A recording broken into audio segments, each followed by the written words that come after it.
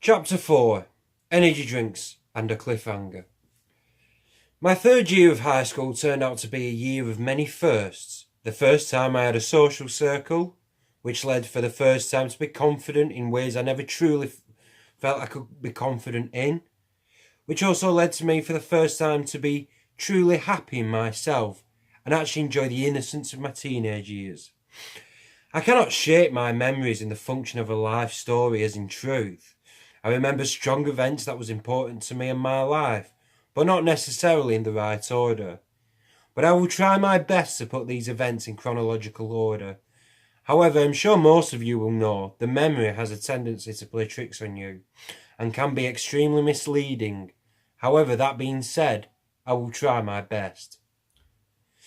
When I was 14 years old, another member of my social circle, we fashioned on calling ourselves Danny's crew. Don't ask me why. A lad called Danny, a member of our group who would always carry with him a rugby ball, fashioned himself as the leader of our group, and our reputation throughout the school was just. We was known as Danny's crew. We decided to take a few weekly trips to Lidl or the small Tesco near our school. Sometimes it was just me and Tom Whittaker. Other times it was me and Alex and another member of Danny's crew called Will. And sometimes it was all of us.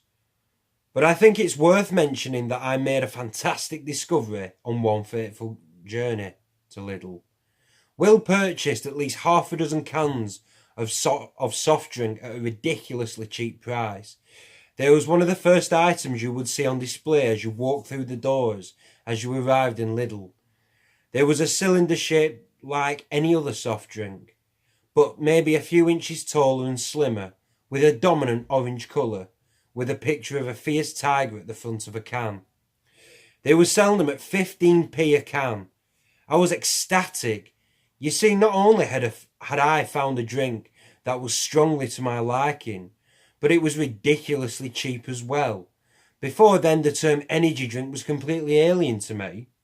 I don't mind admitting that before this very vital discovery, I honestly don't mind telling you that I originally dismissed the old Red Bull adverts as just another beer commercial.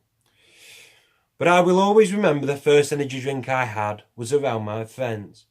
All of a sudden we was all buying these quirky cans literally by the crates, and the ones we didn't consume by the end of the day, we simply sold off to a higher price. You may ask, was I addicted? In truth, no. Don't misunderstand me, I enjoyed the sugar rush by lunch break, but I think I was simply looking for a vice. But how none of us got diabetes, I'll truly never know. Now it's almost a cliche when you hear of teenagers drinking stimulant drinks, but then it was only just starting to come back into a certain fashion, if you will at least.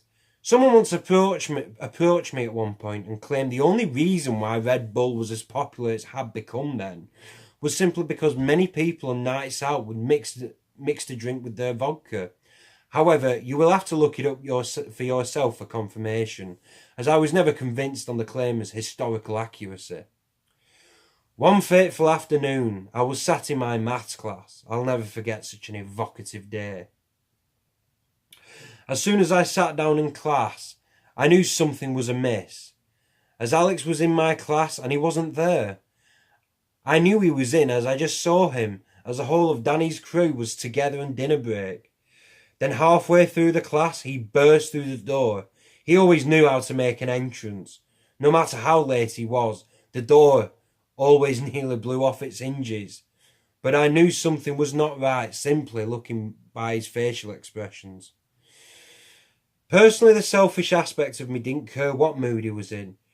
I was just reassured to have a good friend beside me. I never had many allies in maths, perhaps maybe a few though. One of them was timid looking but friendly, a guy named Josh, and also tended to have a frenemy type relationship with a boisterous girl in the back of the class called Abby, who, even though she was sat in the back of the class, she always made the entire room aware of her existence. In truth, we never did really like each other. We only talked to each other if there was no one else to talk to. However, I've noticed I've got sidetracked.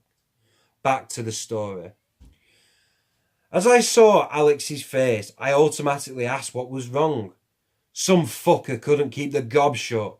I frowned in confusion when he said that, which gave him the incentive to explain the situation further. Some dickheads told Sloan that we've been selling energy drinks.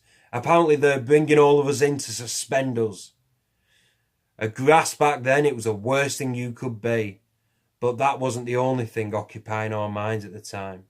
It was Mr. Sloan, in charge of discipline. He wore huge rectangular glasses and had grey hair and had a reputation for ripping people's heads off moments after Alex had explained what had happened and the very assertive conversation he had with Sloan. A man glided through the door of the lesson. "Can I speak to Anthony Irvine, please?" It was Mr. Sloan himself.